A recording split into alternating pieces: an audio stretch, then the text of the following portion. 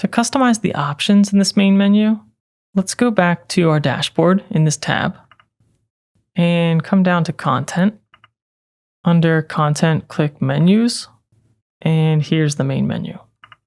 In the menu items themselves, you can drag and drop, and you can delete. So I'll remove Catalog, and I'll add a menu item for men's. And then for link, I'll link to a collection that I've created earlier. I'll also add one more for women's and link to that collection as well. And I'll scroll down and click Save. Shopify says our menu is updated. And now if we go back to the editor and we refresh, I'll click Main Menu, Edit. We'll see what we've just added, and that should be enough to refresh this menu.